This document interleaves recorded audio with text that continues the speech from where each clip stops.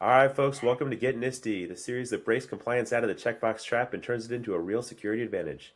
No fluff, no FUD, just practical advice to help you streamline operations of your organization.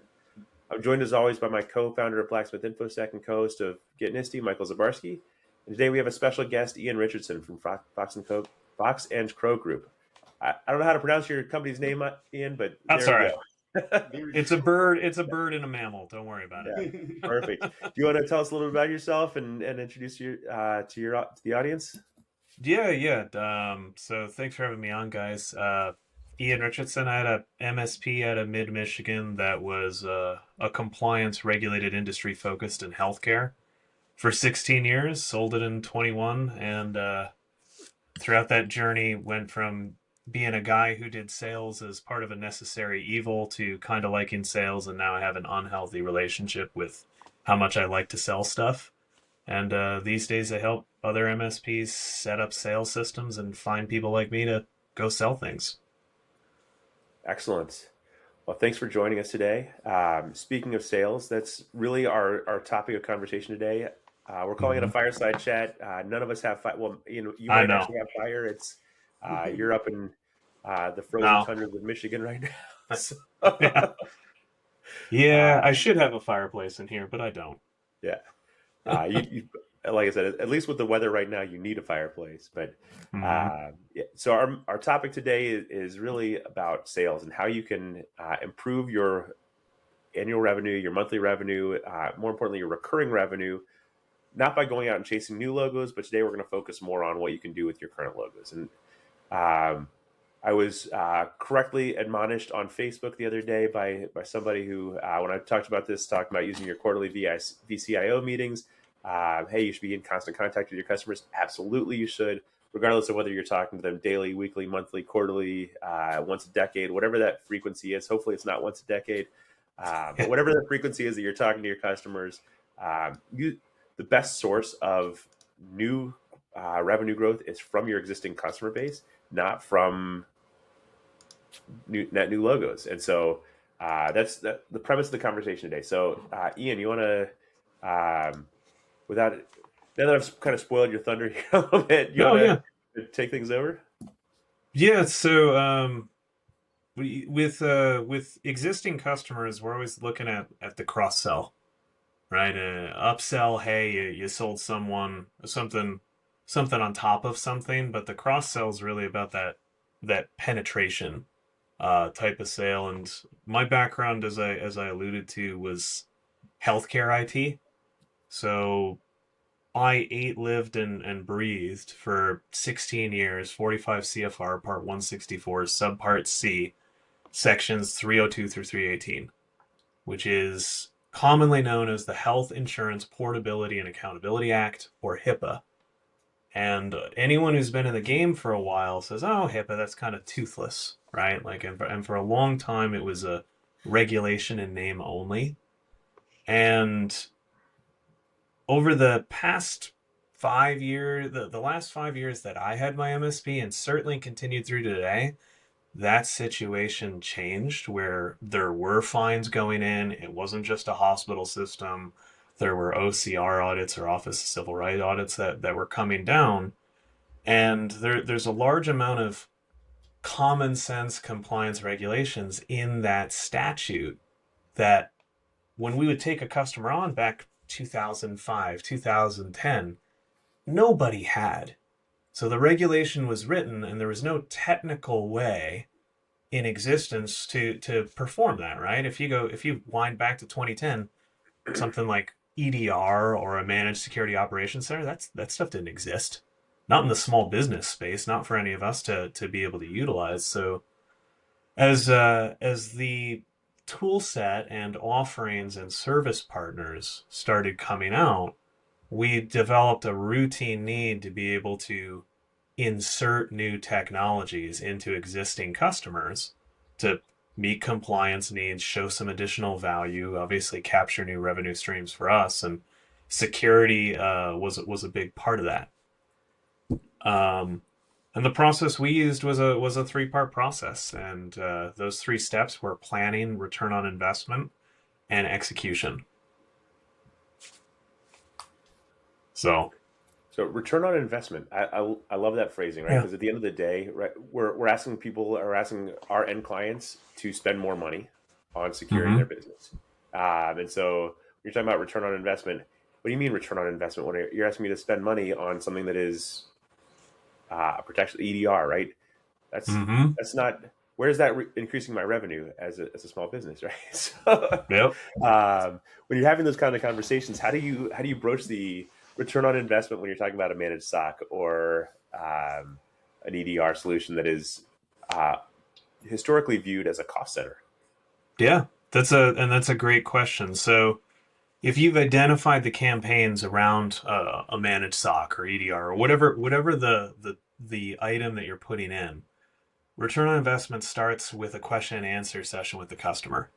One of the things that happens with existing customers versus new logos is it's almost stale marriage syndrome. People forget to kind of date their customers in a little bit.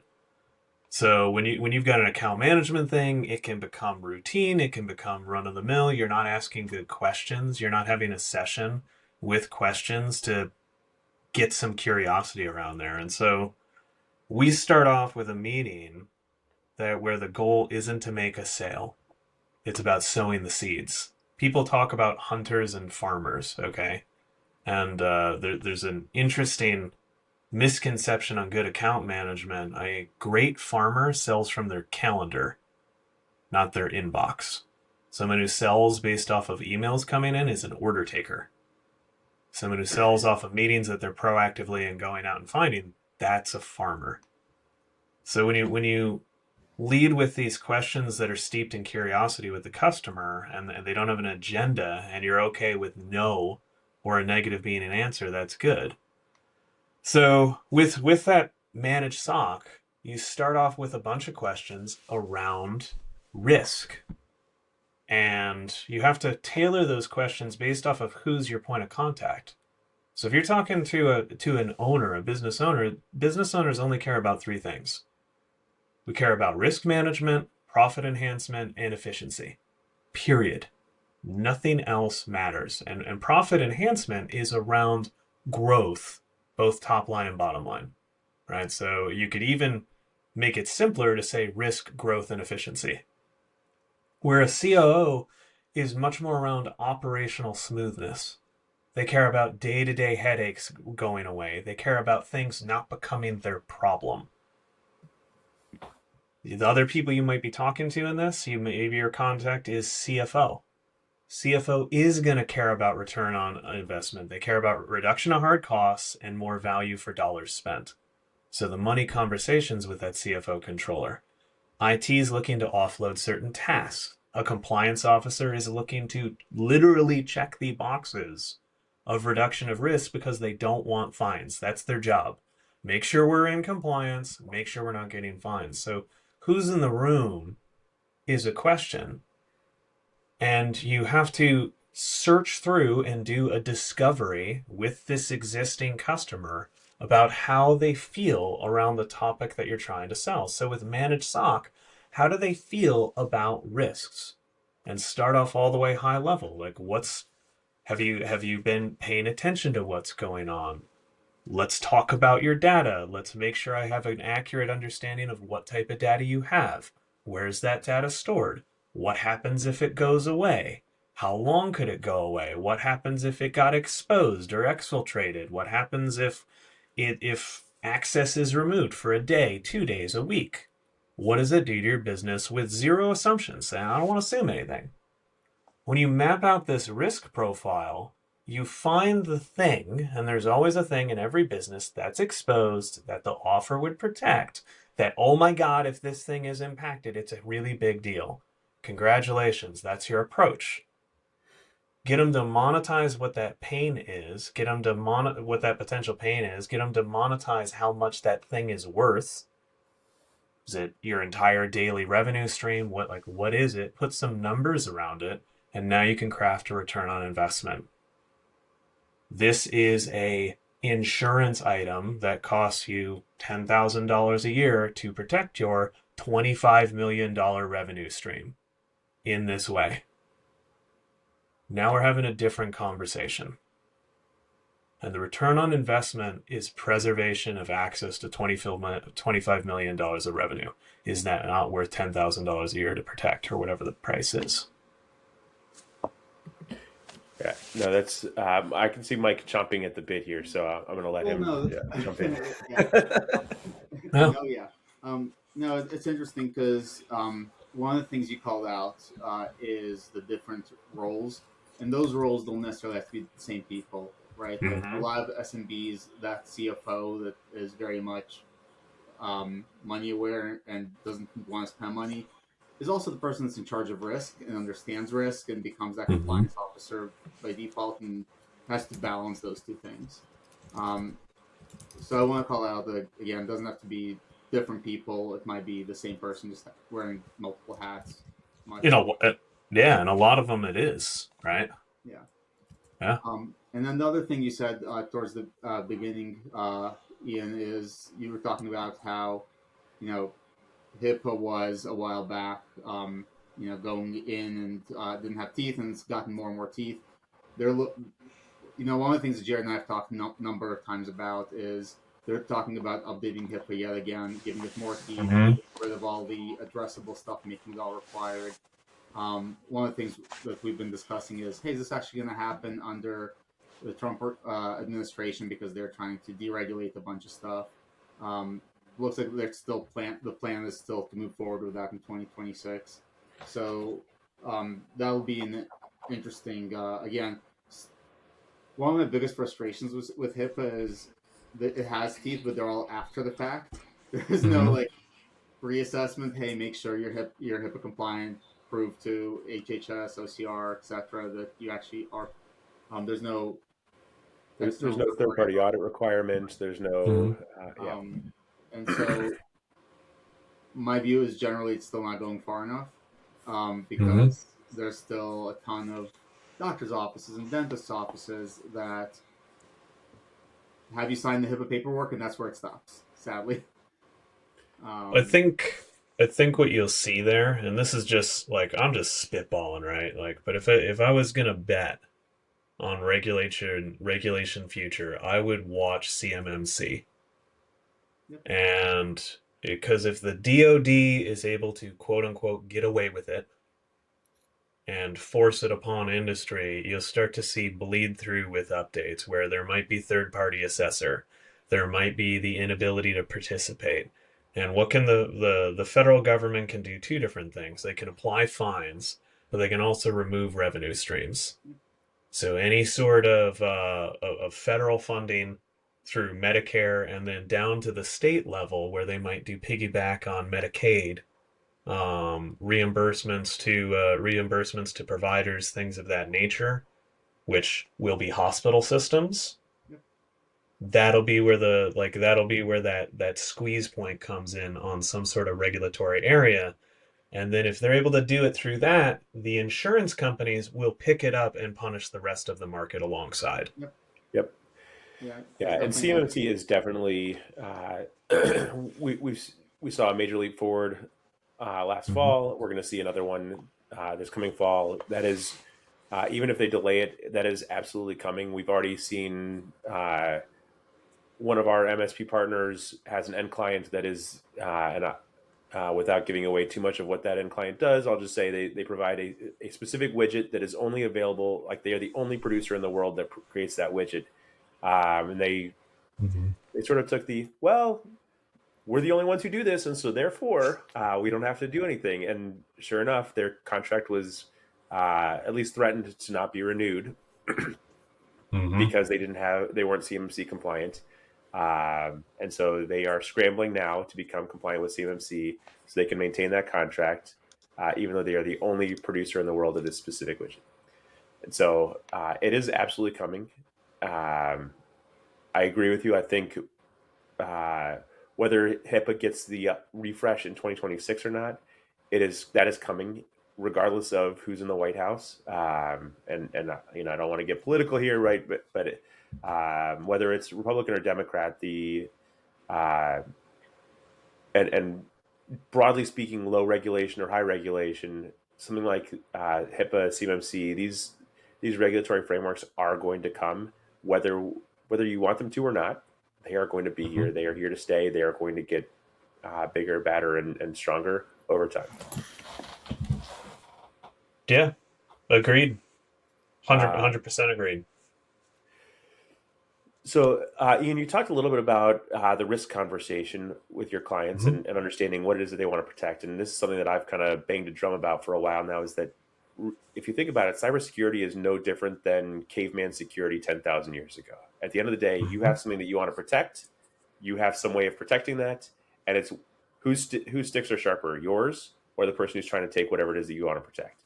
Now, the what has changed pretty significantly in 10,000 years, right? We're no longer worried about your shell necklace. We're worried about the 25 million records of patient data or whatever, right? But at the end of the day, we have something that we want to protect, and we need to create the layers of defense that keep that thing protected. Right? So risk is certainly part of that conversation. But Mike, one of the things that you and I have talked about pretty regularly also is not just talking about the risk conversation, but also the growth conversation, right? So it's and Ian started talking about this earlier that CEOs care about risk, but they also care pretty deeply about growth. And so, how can IT and cybersecurity fit into the growth plans?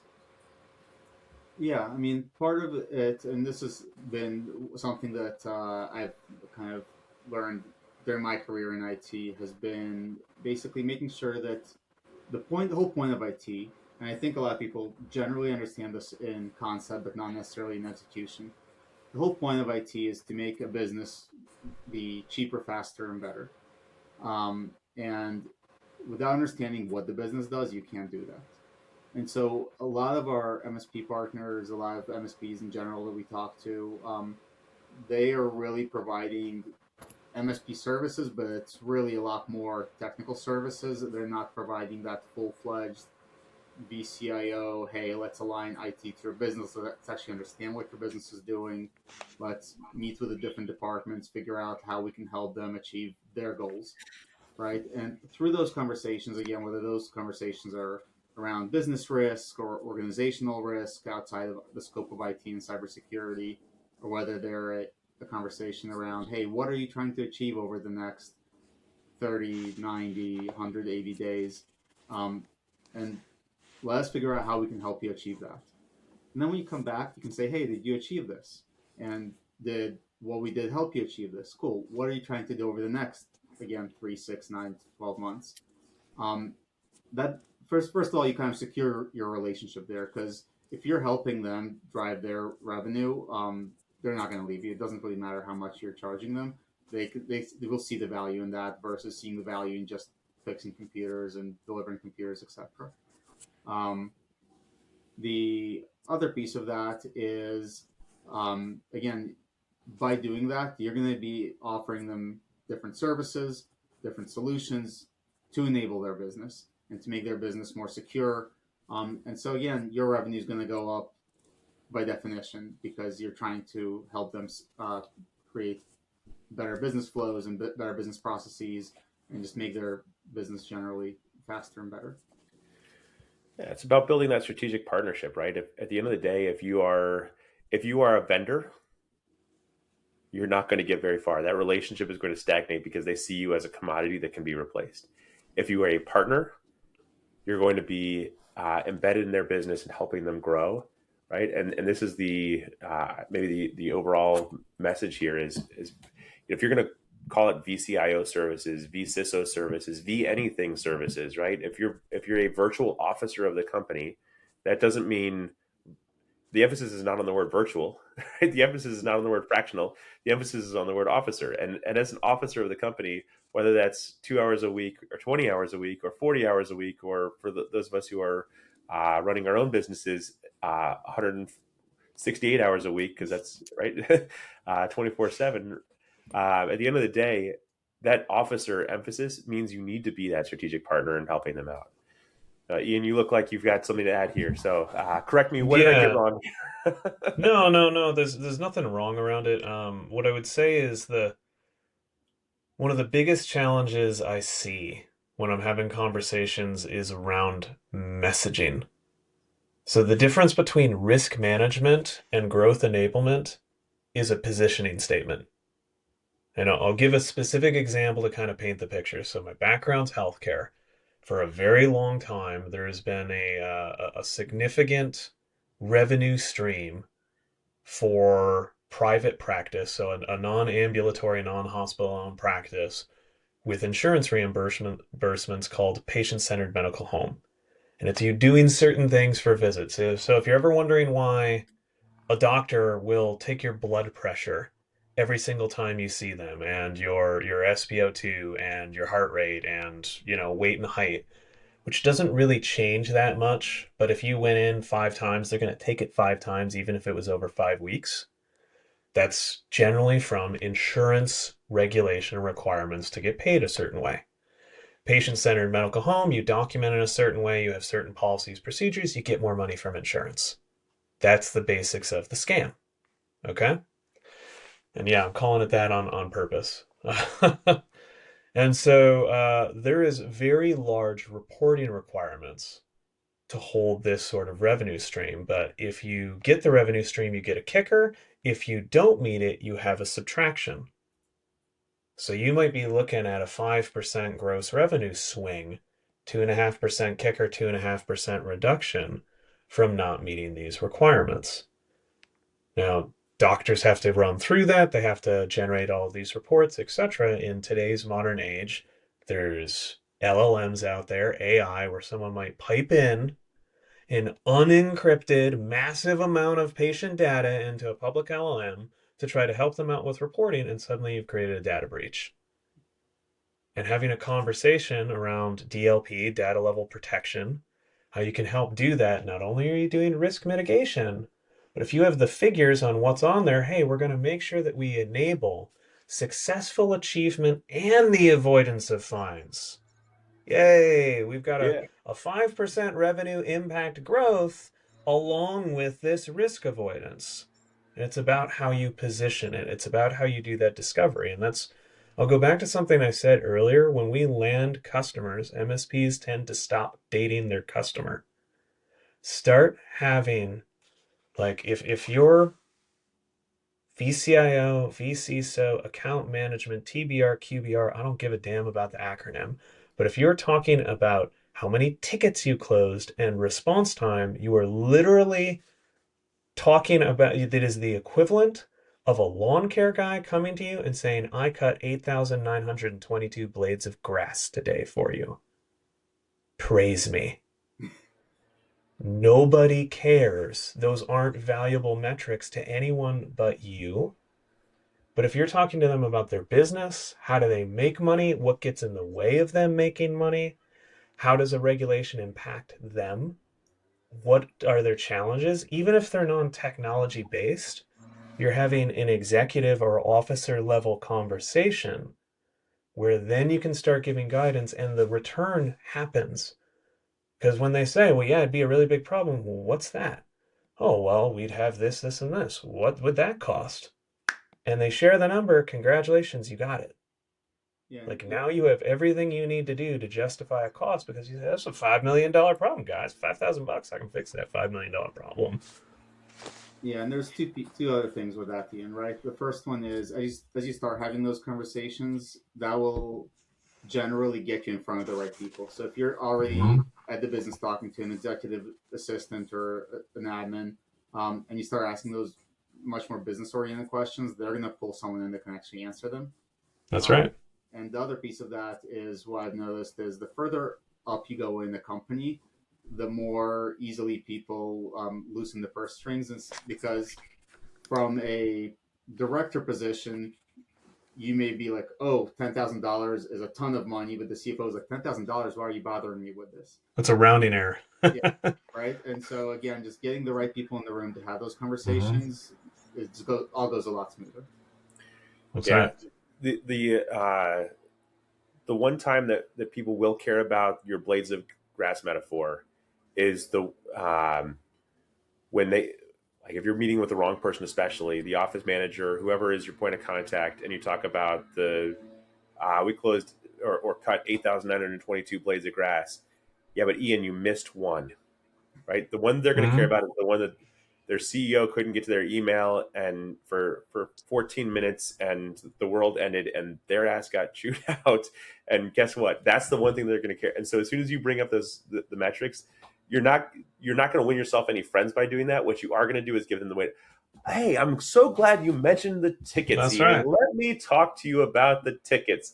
There's this one ticket that you either haven't solved yet or that you breached your SLAs on, and now I'm going to try to claw back at. And that guy's the wrong person to talk about it, right? Like the Yeah. service desk manager is the person who handles that. So like one of the interesting things that I see, okay, is throughout this process of routine account management, just to bundle it under an umbrella, the people doing the account management are technologists and engineers, and that's wrong. The people who should be doing account management need to be sales individuals because this is a relational conversation and you pull in a high level technical resource, whatever the VCIO, the sales engineer, etc., as needed to help solve the challenge. But you got to talk about the challenge first and understand the business case before you start shooting tech. When you put an engineer in the room, engineers tend to want to solve the problem right then. Like, oh yeah, well, we can solve it, blah, blah, blah, blah, blah. And if we were talking baseball, that's the equivalent of running across the pitcher's mound from first to third. You're out. And not only are you out, you're like, if you're in Boston or something like that, you probably go and get shanked in the parking lot. Like, what were you thinking, right? You have to round the bases in sales, and that's what these conversations are. Slow is smooth, smooth is fast. And engineers, and I will lump myself into this, we have a tendency to want to go way too fast. I know how we can solve that. Shut up. It doesn't matter. Because we're not at that part of the conversation yet. We got to get them to the part where they say, holy God, I need you to solve this for me. And holy God, you understand me so well. Because in that sort of an emotional state, the conversation is going to make sense. People don't buy rationally. Every single human buys emotionally and creates logic to justify it. That's psychology. That's science. And I'm not talking about selling FUD, okay? Like, don't do that. But you have to have an emotional place where someone feels like you understand, you have empathy for them, which creates a bubble of trust to where they will hear you on why this makes sense. And then when you're presenting the data underneath that, because they have been heard and they hear you, they go, yeah, that does make sense. Now they're invested. Then they can look at the data and go, and it makes financial sense. Perfect. Yeah. My great choice is justified by this. So Yeah, no, and this taking is it. you bring up an interesting point with FUD, right? Because at the end of the day, people do buy emotionally, and so I guess what um, there's the sort of the classic mindset of, well, if I just scare them enough, and I'm going to make them emotional, and they're going to want to buy from me, right? And I've gone on this soapbox before. If you're a good scary storyteller, you've got pretty good ghost stories. Somebody's going to come along and tell a better scary story than you are. And so if you're R.L. Stein and you have Stephen King come along, they're going to take your business every single time.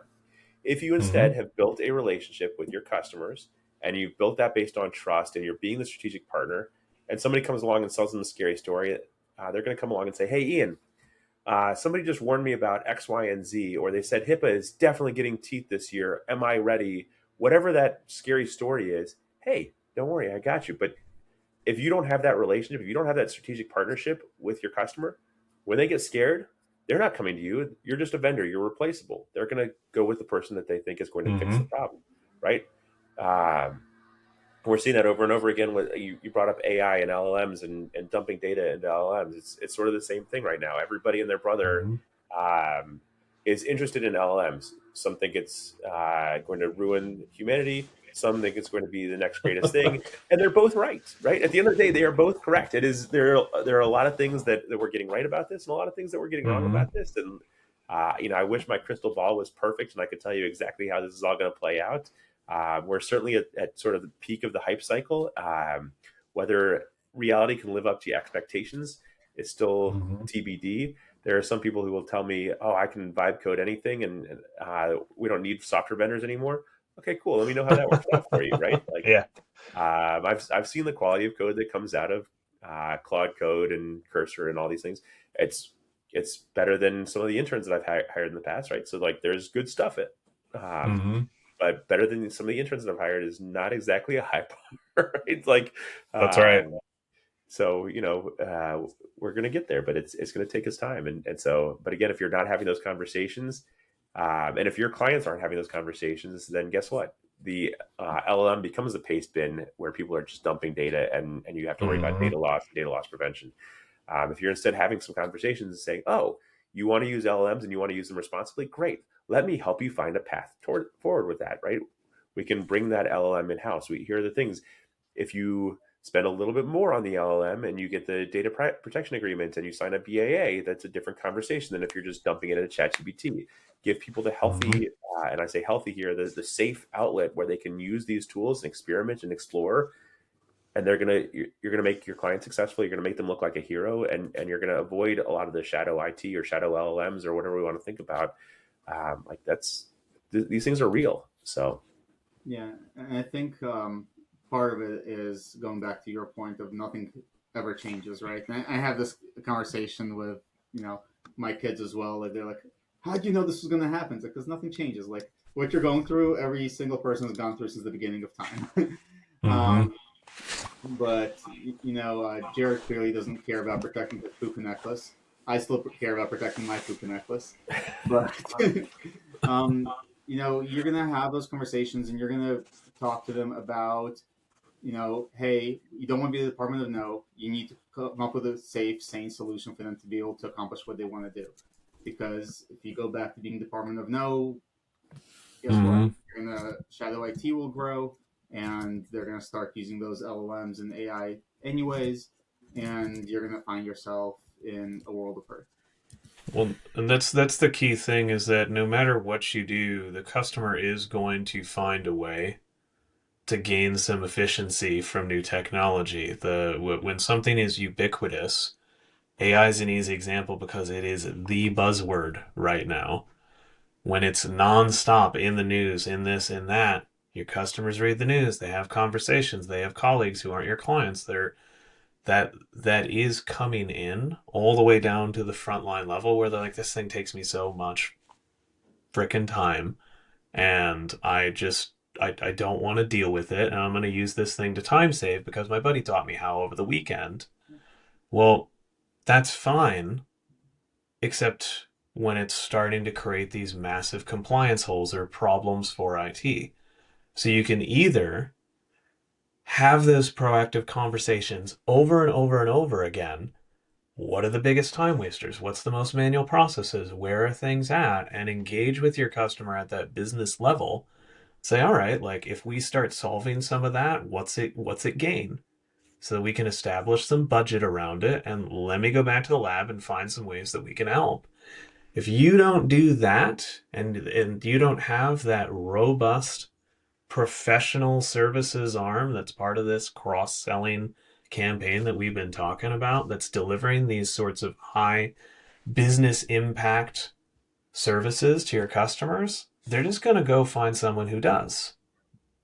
And that lack of consultative approach, that lack of ability to help them solve business challenges, relegates you to the lawn care guy who mows their lawn, yep, or the IT people who help fix the printer when it breaks. Yep. And that makes you replaceable by a lower cost person or a more high value person. So we're in charge of defining the relationship. yep. Yeah, and you'll hear that often also when your customers are focused on, I'll call it the break fix type of model. Hey, I found somebody who can Mm-hmm. offer this cheaper. Okay, cool. I've got customers that pay me more, right? Like at the end of the day, Mm-hmm. we're having two different conversations here. I'm talking about the value proposition, and if you're not seeing that value proposition, if all your honestly, you're probably better off losing some of those customers that are only looking at you as uh, Mm-hmm. the cost center, right? Because if they're going to be looking for the lowest cost option, they're not going to be taking things, and forget about compliance for a second. They're not going to be taking security seriously enough. And if they're not Mm-hmm. taking security seriously enough, they become a liability for your organization. And so letting some of those, um, less valuable customers go.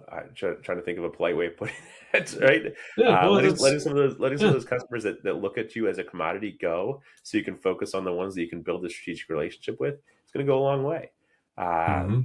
And whether it's QBRs, SBRs, MDRs, whatever acronym you want to talk about here. Quite frankly, even if it's just taking your client out to lunch once a month and just building a relationship. Oh, your client likes golf? Great. Learn how to play golf. Hmm. Even I don't care if you hate golf. Like, find the things that your clients like to do and do those things. Right? It's we hear this all the time. Where your customer is, there shall you also be. Right? It's and that's not just your customer is not the prospect. Your customers are the people who are already in the room with you. Don't let that relationship become that stale marriage. Right? Take take your partner out for a date. Continue to That's woo right. them. Right? You want to build that relationship. That Yeah. relationship building doesn't stop the moment you get married. The moment the ink is dry on the contract, the relationship building starts when the ink is dry on the contract. I'll tell you what makes it a hell of a lot easier to have that situation where the CEO couldn't get their email for a half hour and it was a big problem for the operations manager. When, well, yeah, that happened, but the month before that, they saved me a half a payroll hour on a manual process, and then the month before that, they gave me some visualizations that makes my job easier, and then the month before that, we had this. So this is just a blip. Whatever. They said it was this, and the problem's fixed. I believe them. Shit happens. Yeah.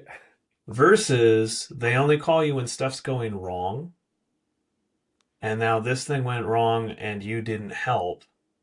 Well, that's the only comparison they have is the only time I talk to you is when something's going wrong. If you're having a whole bunch of conversations with people when stuff's going right and stuff's getting better, when invariably something goes wrong, it's shit happens. Don't worry about it. We're not concerned. So, in the interest of time here, I do want to make sure the audience knows we do have a Q&A available. So please, if you've got questions, go ahead and stick those into the Q&A or into the chat. In the meantime, Mike, anything you'd like to add here while we're waiting for any audience questions to come in? No, I think we've kind of covered it pretty well. Again, just going through and building those relationships, just to reiterate, that is huge, and that's kind of huge across everything, right? It's huge across IT and security and compliance, and so you really can't go wrong by building the relationship with your client. All right. Ian, we talked a little bit about relationship building, and I kind of joked about the golf analogy. But what are some of the ways that you have, when you were wearing your MSP hat, what are some of the things you did from a relationship building standpoint? Forget about the strategic growth standpoint. Like, how do you just build that relationship? Yeah, yeah. Easy wins. Depending on organization size, like coffee and bagels are a simple thing. Offering straightforward in services about how their frontline staff can like keep their kids safe online, or see if they like has their own personal information been exposed to something. What do they do if they get some sort of privacy breach notification in the email from some personal vendor? So focusing on their staff's personal items, that's a really, really easy, low tech type of thing. Again, a sales resource can deliver. And you go in at the start of the day, right? So it's a 7 to 8 or a 7:30 to 8 before the office opens, or an 8 to 9 before the office opens. Those are simple little easy things. They'll put the whole staff in an area. When I had owned mine, we would do them for 15-person companies and 100-person companies.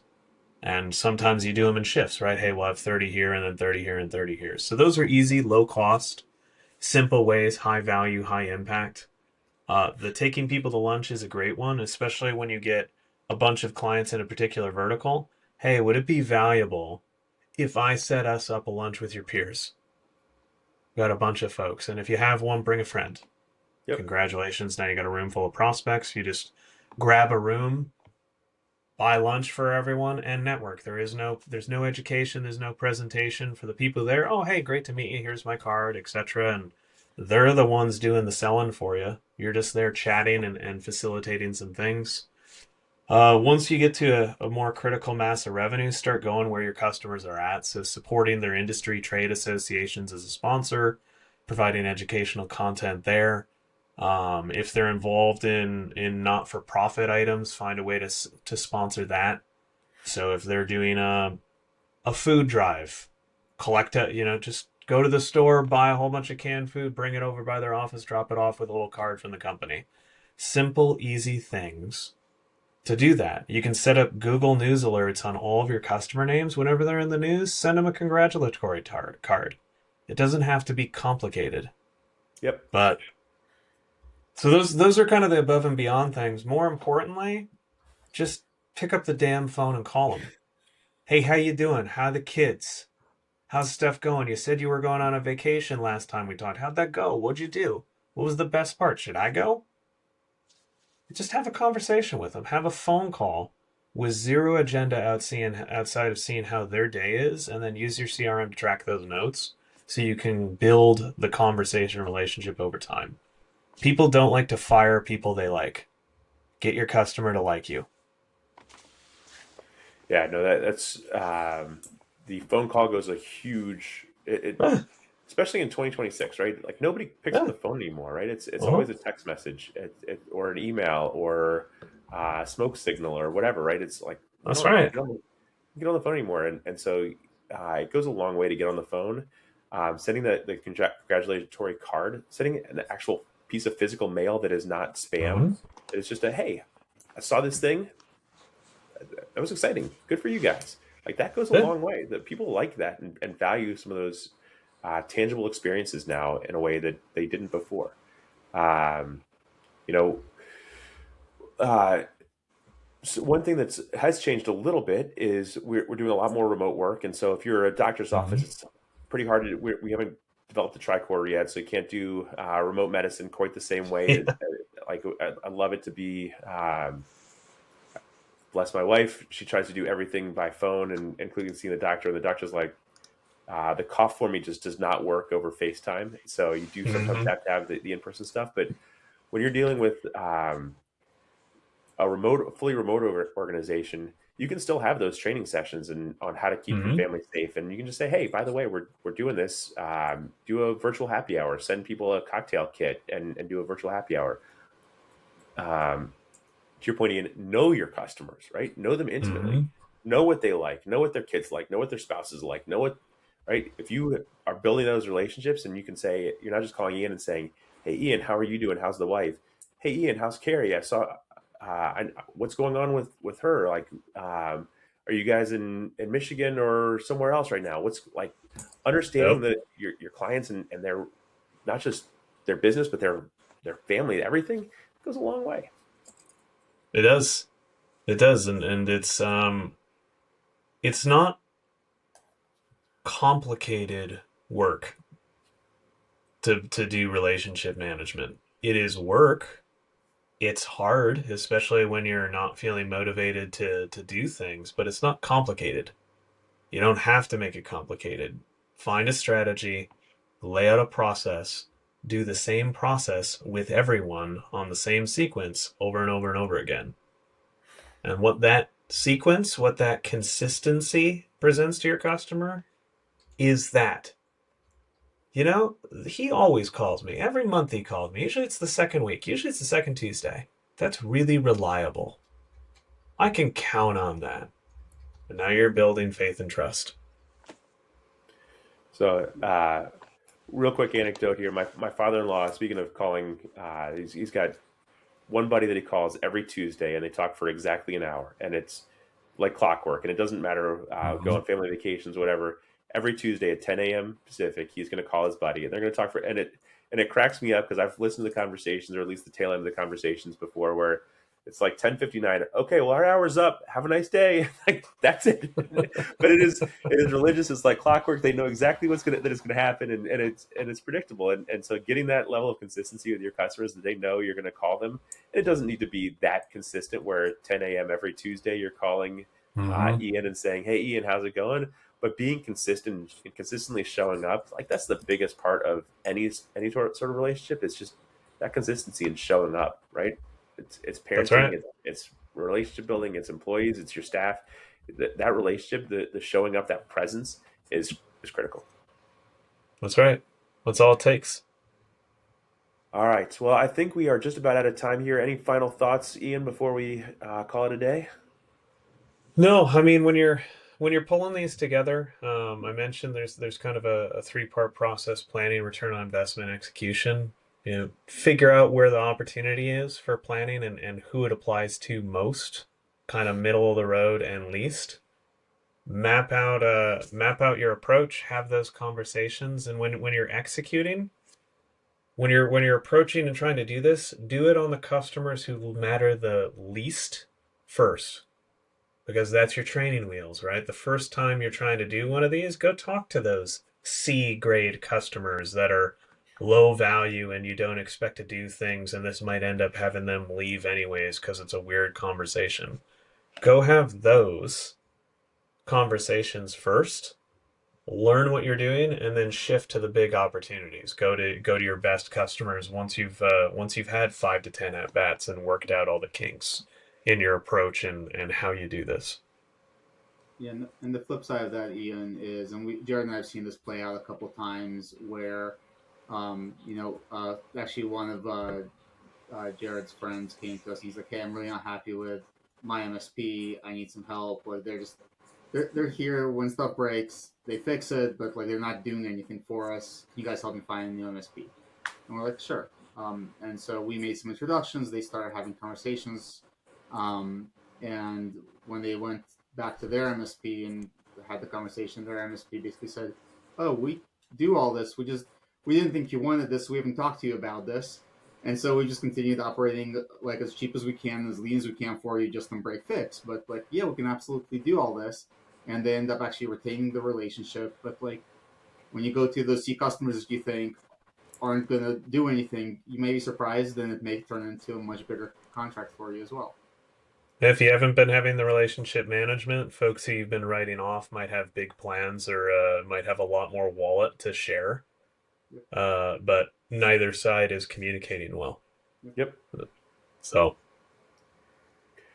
cool. Well, with that, thank you everybody for joining us today. Ian, it's been an absolute pleasure to talk to you. It always is. Have a great day, everybody. And with that, we'll sign off.